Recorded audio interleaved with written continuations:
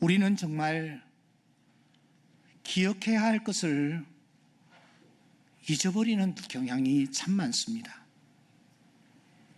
설령 다른 것은 다 잊어버린다 할지라도 이것만은 끝까지 붙잡고 기억해야 될 그것까지 우리는 그냥 잊어버린 채 살아가고 있습니다. 하나님께서 우리의 구원을 위하여 성경을 주셨습니다. 예수님의 말씀이요 하나님의 말씀입니다. 다 중요한 말씀이죠. 그러나 주님께서 우리에게 말씀을 주실 때에 너희들이 내가 한 말 중에서 다른 말들은 다 잊어버려도 좋다. 그러나 이것만은 잊지 말아라. 이것만은 꼭 기억해라. 라고 하실 때에 주님은 진실로라는 단어를 쓰십니다. 그러므로 여러분 성경을 읽으시다가 진실로라는 말이 나오면 주님이 이분만은 꼭 기억하라고 하시는구나 라고 생각하며 본문을 대하셔야 합니다. 혹시 읽어가시는 중에 진실로 진실로라는 말씀이 등장하면은 이것은 더 주님이 우리로 하여금 기억하라고 하시는 말씀이구나, 강조하는 말씀이구나 하는 그런 생각을 마음에 담고 더 뚜렷하게 본문을 살피셔야 합니다. 그런데 여러분, 우리 주님께서 오늘 본문에 보니 진실로 진실로라는 말씀을 몇 차례나 반복하십니다.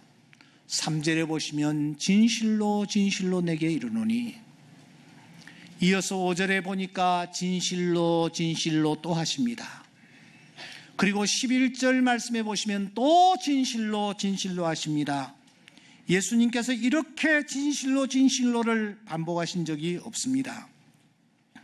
그러므로 이것은 단순히 우리로 하여금 주의를 환기시키는 정도가 아닙니다. 강조의 절정이라고 할 수 있습니다.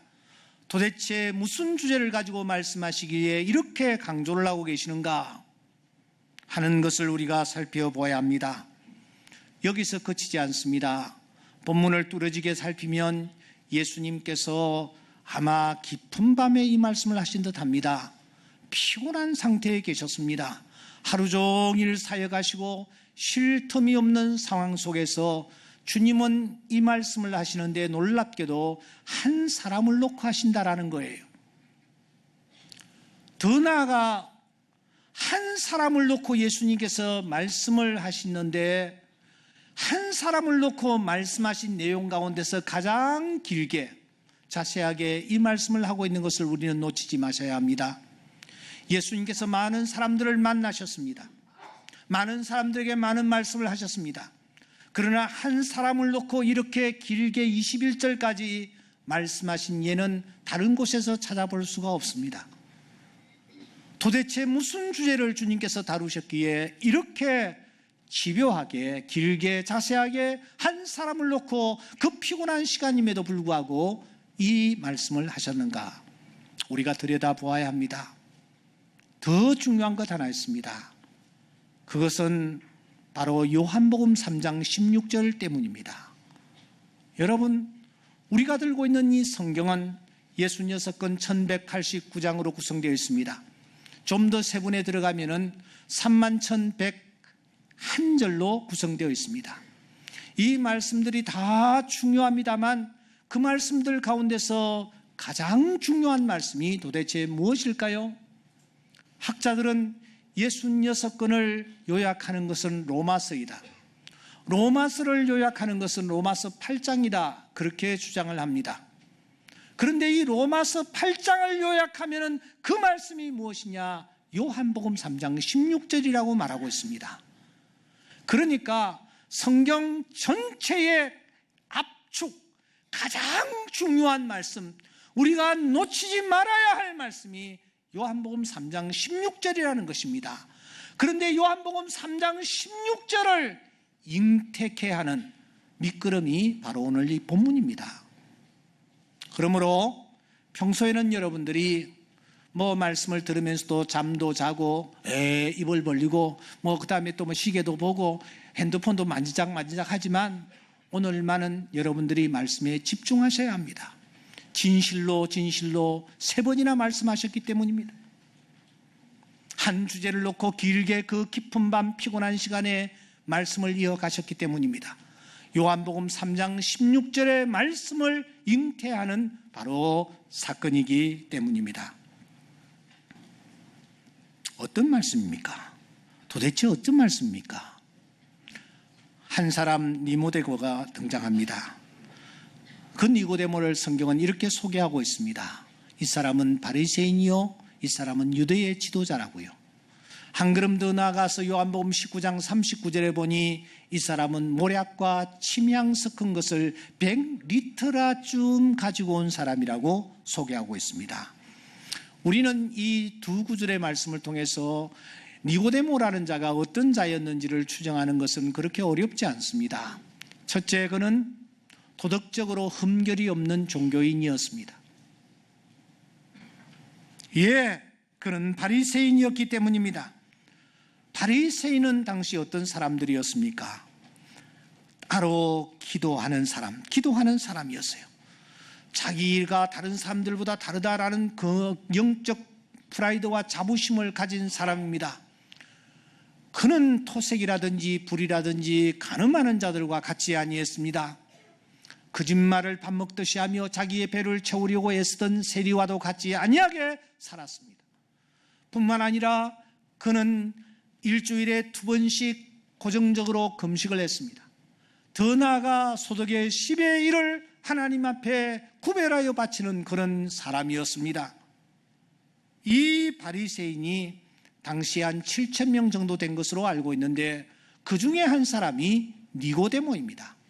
그러니까 이 사람은 도덕적으로, 종교적으로 흠결을 찾아볼래야 찾아볼 수 없는 사람이었다라는 것을 우리가 짐작하는 것입니다. 두 번째, 그는 유대의 지도자라고 했습니다. 이 말은 그가 대단한 권세를 소유하고 있었다라는 것을 우리에게 알려줍니다. 당시 유대에는 70명 정도로 구성된 사네드린 공회라는 것이 있었습니다. 우리나라의 국회와 같은 곳인데 국회와 다릅니다. 왜냐하면 당시 사네드린 공회는 사법부와 입법부를 합친 그런 권력의 중추기관이었기 때문입니다.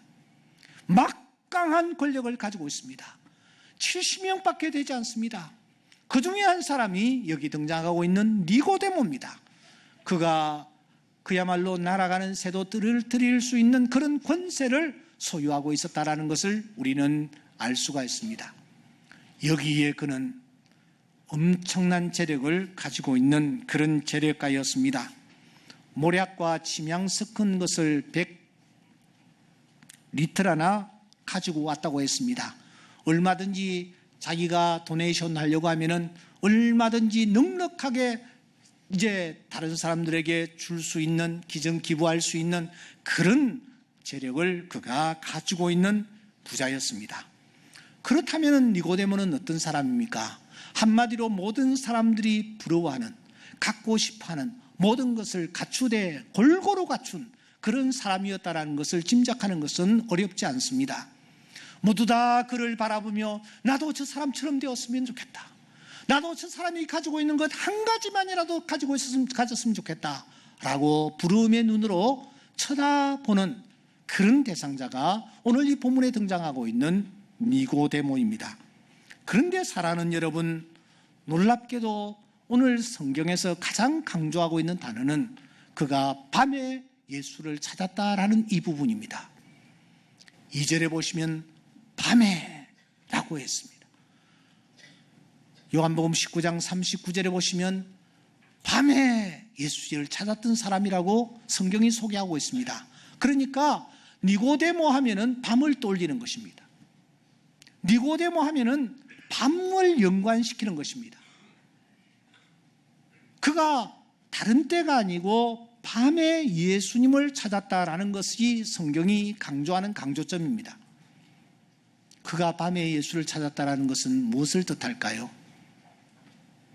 자연의 밤이 있습니다. 자연의 밤.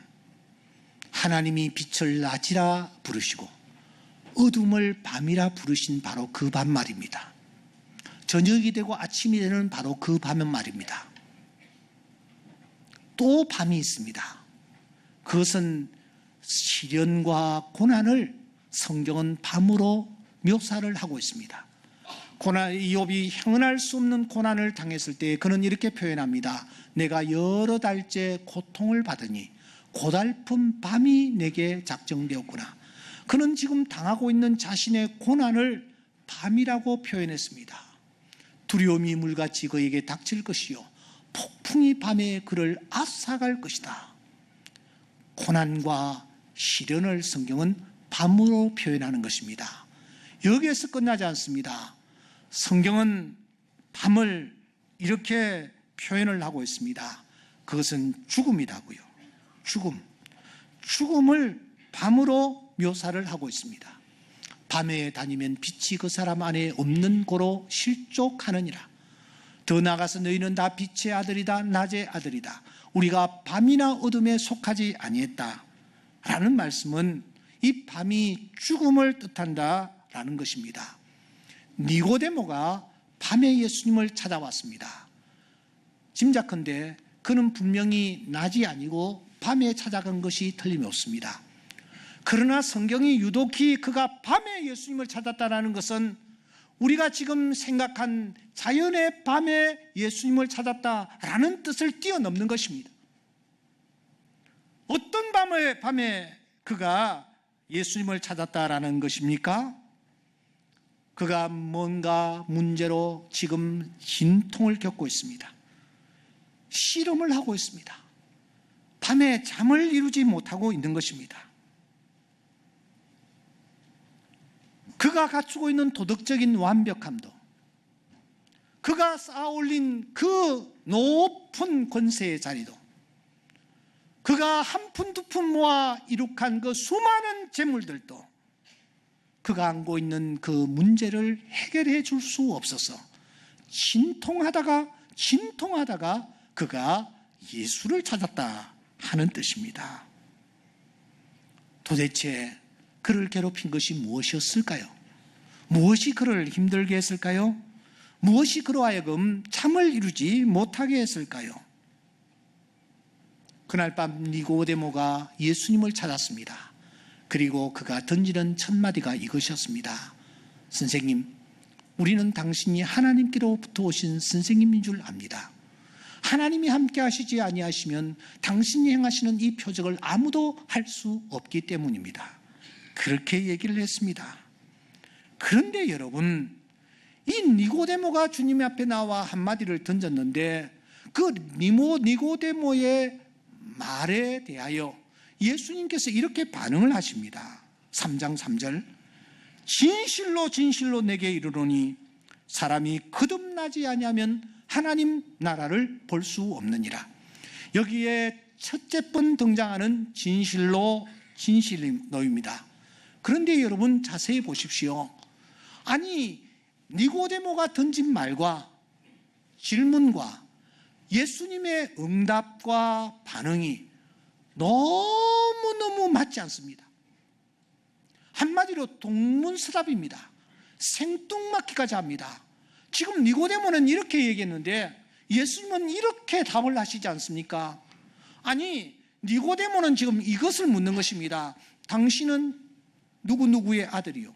당신은 고향이 어디요? 당신은 하는 일이 뭐요? 맞습니까? 맞지 않습니까? 이걸 묻습니다. 그러면은 내가 이름이 이렇고 내가 하는 일은 이런 일이고 나는 이런 일을 하는 사람이다, 이렇게 자기를 소개해야 합니다. 그런데 예수님은 전혀 다르게 그냥 충격요법을 쓰십니다. 진실로 진실로 내게 말한다.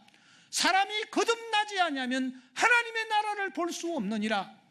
이 니고데모가 던진 말과는 전혀 다른 말씀을 주님께서 하고 계시는 것입니다. 왜 이렇게 동문서답을 하시는 걸까요? 왜 이렇게 니고데모가 던진 질문과 전혀 다른 반응을 예수님께서 보이시는 것일까요? 여러분, 3장 1절을 보시기 바랍니다. 1절은 이렇게 시작됩니다. 그런데 라는 단어로 시작됩니다. 이 접속사가 얼마나 중요한지 모릅니다. 지금부터 펼쳐지는 이 사건은 앞부분의 사건과 연관을 가지고 있다는 것입니다. 이게 그런데예요. 그러면은 어떤 사건과 연관이 있느냐? 바로 앞부분의 사건이에요. 앞부분을 보십시오. 앞부분에는 이렇게 말씀합니다. 2장 24절. 예수님은 친히 모든 사람을 아신다. 아멘입니까? 2장 25절을 보세요.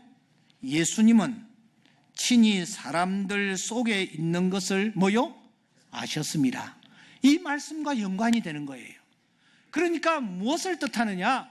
예수님께서 지금 말씀하시는 이 말씀이 생뚱맞은 말씀이 아니라 예수님은 무엇을 알고 있습니까? 누구를 알고 있습니까? 니고데모를 알고 있다라는 거예요. 니고데모가 지금 아무 일이 없는 것처럼, 걱정이 없는 것처럼 나와가지고 선생이라는 것을 내가 압니다. 당신은 이런 표정을 행하는 것을 내가 알고 있습니다. 이렇게 하지만, 변죽을 울리지만 예수님은 지금 바로 그 니고데모가 안고 있는 문제를 터치하시는 것입니다. 야! 사람이 거듭나지 아니하면 하나님 나라 들어갈 수 없다. 그렇게 말씀하고 있는 것입니다. 너 이상하게 마음에 평안과 기쁨이 없지? 만족과 감사가 없지? 잠을 이루지 못하고 있지? 말 못할 불안이 온몸을 감싸고 있지? 그래서 의사를 찾아가도 뾰족한 수가 없고, 의사가 주어주는 약들을 지어 먹어도 잠을 이루지를 못하고, 이상하게 소화도 못하고, 너 지금 힘들게 하루하루 살아가고 있지? 그래서 종교 생활을 한답시고 나름대로 해보아도 소용이 없지? 높은 자리를 차지하기 위해서 애를 써서 그 자리에 앉아보아도 소용이 없지? 너 재물을 엄청나게 그렇게 모아있지만 그 재물이 너의 마음속에 평안을 주지 않지? 지금 예수님께서 그 말씀하시는 거예요. 거듭나야 해. 종교인이든 높은 권세자든 예외가 없어. 거듭나야 해. 거듭나지 않으면 너의 마음속에 있는 참 평안과 기쁨 얻을 수가 없어. 너는 지금 죽음의 문제 때문에 이 문제를 해결하지 못해서 너는 지금 진통 중에 있는 거야. 예수님께서 그 사람의 마음을 아시고 2장 24절 그 사람의 중심을 다 아시고 지금 니고데모의 문제를 끄집어 내시는 것입니다. 정확하게 말씀드려서 주님은 지금 니고데모가 영생의 문제로 진통을 겪고 있다는 것을 알고 계시는 것입니다. 니고데모는 깨닫지 못하고 있는데 뭐가 나를 이렇게 힘들어하고 무엇이 나를 이렇게 괴롭게 하는지를 그는 감지하지 못하고 있는데 주님께서 정확하게 지적하시는 것입니다. 영생의 문제라고요. 죽음의 문제라고요. 이 문제가 해결되어야 한다고 주님께서 지적하시는 것입니다. 그래서 주님은 첫 번째 진실로 하시면서 영생의 문제를 터치하기 시작하는 것입니다. 그러자 이 니고데모는 자신을 억누르고 있는 문제가 무엇인지를 이제 어렴풋이 깨닫습니다. 그래서 그는 나이가 상당한 그런 사회적으로 높은 직위에 있는 아마 이 사람은 예루살렘 출신일 것 같습니다. 그럼에도 불구하고 나사렛 촌뜨기 예수 앞에 갓 30살이 넘은 이 예수 앞에 그는 옷을 벗습니다. 겸손하게 무릎을 꿇습니다. 그동안 자기 자신을 위장했던 가면들을 벗어버립니다. 자기를 그럴듯하게 내세웠던 종교인이라는 탈을 벗어버리고 높은 권자에 올라 호령하던 그 모든 벼슬의 옷들도 벗어버리고 한 걸음 더 나아가서 비단 옷으로 자기의 화려함을 감싸고 있던 그 모든 옷들도 벗어버리고 조용히 예수 그분 앞에 엎드려 우리 모두를 대신하여 질문을 던지는 것입니다. 4절, 선생님, 도무지 잘 이해가 되지 않습니다. 사람이 늙으면 어떻게 날 수가 있습니까? 어떻게 두 번째 모태에 들어갔다가 다시 태어날 수 있단 말입니까? 거듭남이 무엇입니까? 선생님이 말씀하시는 거듭남이란 도대체 무엇입니까? 그렇게 묻는 것입니다. 그때 우리 주님께서 두 번째 진실로 진실로 하십니다. 진실로 진실로 내게 이르노니 사람이 물과 성령으로 나지 않으면 하나님 나라에 들어갈 수 없느니라. 하나님 나라를 볼 수 없느니라 3절에 말씀하시고 오늘 하나님 나라에 들어갈 수 없느니라 더 직설적으로 표현하십니다. 물과 성령으로 거듭나지 아니하면 하나님 나라에 들어갈 수 없다라는 것입니다. 물이란 여기에서 무엇일까요? 칼빈은 물을 성령이라고 해석을 했습니다. 또 어떤 이는 에베소서 5장 26절을 근거로 여기에 물을 성경 말씀으로 보기도 합니다. 또 어떤 사람은 여기에 물을 세례라고 보고 있습니다. 아구스틴이나 크리소스톰이 이런 입장을 취했습니다. 여기에 물과 성령으로 했는데 물이 무엇일까? 칼빈은 성령과 성령으로 거듭나야 한다. 또 에베소서 6장 26절 말씀을 근거로 말씀과 성령으로 많이 거듭날 수가 있다. 한 걸음 더 나아가서 이 말씀은 세례를 통하여 그리스도께서 십자가에 못 박혀 돌아가신 것을 내가 믿는 믿음으로 주님 앞에 내 몸을 십자가에 내놓을 때에 이 세례와 성령으로 거듭날 수 있다. 저는 이 세 가지 견해가 다 일리가 있다라고 봅니다. 중요한 것은 성령입니다. 성령과 성령, 물과 성령, 말씀과 성령, 그리고 세례와 성령, 빠뜨리지 않는 것이 성령입니다. 성령으로만 거듭나게 되어진다라는 것입니다. 그래서 이 거듭나다라는 헬라어의 본뜻이 위로부터 난다 하는 뜻을 담고 있는 것입니다. 그래도 니고데모는 잘 이해할 수가 없었습니다. 그래서 니고데모는 다시 질문을 이렇게 이어갑니다. 9절 말씀, 어떻게 그런 일이 있을 수 있습니까? 이 말은 다른 말로 표현하면은 그러면은 거듭난 사람에게 나타나는 표징이 무엇입니까? 거듭났다고 하는데 그 사람이 진짜 거듭난 것을 어떻게 알 수 있습니까? 라고 질문을 던지는 것입니다. 이때 주님께서 세 번째 진실로 진실로를 말씀하십니다. 여러분 10절과 11절이 너무 중요한 말씀입니다. 우리 다 같이 한번 읽어보겠습니다. 시작. 너는 이스라엘의 선생으로서 이러한 것들을 알지 못하느냐? 진실로 진실로 내게 이르노니 우리는 아는 것을 말하고 본 것을 증언하노라. 그러나 너희가 우리의 증언을 받지 아니하는도다. 눈을 떼지 마시고 성경 본문을 보십시오. 3장 11절에 보시면 우리라는 단어가 등장합니다. 우리는 아는 것을 말하고 본 것을 증언하노라. 우리의 증언을 받지 아니하는도다. 여기에 우리가 도대체 누구입니까? 누구를 가리키는 복수입니까? 누굽니까? 예수님 옆에 있는 사람들을 포함해서 예수님께서 우리는 하고 있는 것일까요? 그렇지 않습니다. 지금 예수님과 니고데모는 1대1로 만나 있습니다. 우리는, 그런데 우리라고 쓰고 있습니다. 내가 하지 않습니다. 더 중요한 것은 여러분 복음서를 살펴보십시오. 단 한 번도 예수님께서 우리는 이라고 말씀하신 적이 없습니다. 오늘 이 본문에 유일하게 우리는 하십니다. 도대체 누구를 포함하여 우리입니까? 바로 여기에 오늘 우리가 다루어야 할 중요한 메시지가 담겨져 있는 것입니다. 예수님이 내가 참 포도나무요 너희는 가지라. 당신을 우리라고 표현하지 않습니다. 나라고 1인칭 단수로 자신을 묘사하셨습니다. 그런데 여기에 복수로 묘사하고 있다라는 거예요. 이것은 놓쳐서는 되지 않습니다.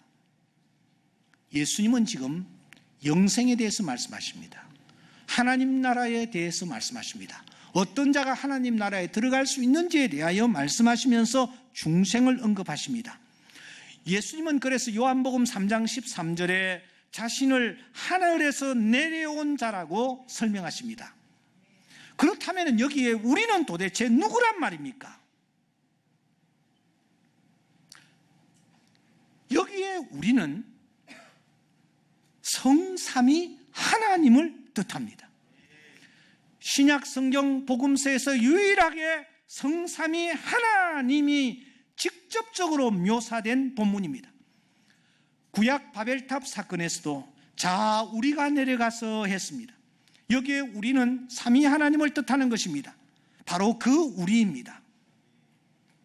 하나님, 지금 성부, 성자, 성령 하나님을 예수님께서 언급하고 계시는 것입니다. 삼위일체라는 단어는 성경에 한 번도 등장하지 않습니다. 그러나 우리는 성삼위 하나님이 계심을 믿습니다. 아니, 성삼위 하나님을 믿습니다. 이 삼위라는 이 표현이 오늘 이 본문을 통해서 학자들이 발견해낸 진리인 것입니다. 하나님의 존재 방식을 우리에게 설명한다는 것입니다. 여러분, 하나님은 존재하십니다. 그런데 하나님은 어떻게 존재하시느냐? 영원히 존재하신 분입니다. 하나님은 불변하시면서 존재하십니다. 하나님은 무소부재하시면서 존재하십니다. 하나님은 전지하신 분이십니다. 하나님은 전능하신 분이십니다. 하나님은 편재하시는 분이십니다. 이것을 우리는 하나님의 비공유적 속성이라고 부릅니다. 우리 인간은 소유하지 아니한, 공유하지 아니한 속성이란 말입니다. 그 하나님의 비공유적 속성 가운데서 제1번이 무엇이냐? 하나님의 영원하심입니다. 하나님은 영존하시는 분이십니다. 이사야서 9장 6절에 하나님은 기모자라 묘사라 영존하시는 하나님이라. 하나님은 영원히 계시는 분이심을 믿습니다. 하나님은 영생하시는 분의 영생의 모델이십니다. 그 하나님이 어떻게 존재하시느냐? 그 하나님이 어떻게 존재하시느냐? 하나님의 존재 방식이 무엇이냐? 잘 들으세요. 하나님이 영원히 존재하시는 존재의 근거가 무엇이냐? 따라합시다. 아는 것을 말하고 본 것을 증언한다. 이게 하나님의 존재 방식이에요. 나는 거듭났나요? 그렇다면은 본 것을 말하고 내가 들은 것을 증언하는 자 되어야 합니다. 그때 그 사람은 거듭난 사람이요, 하나님 앞에서 칭찬과 상급을 받게 되는 이 은혜가 나타나게 되어질 줄 믿습니다.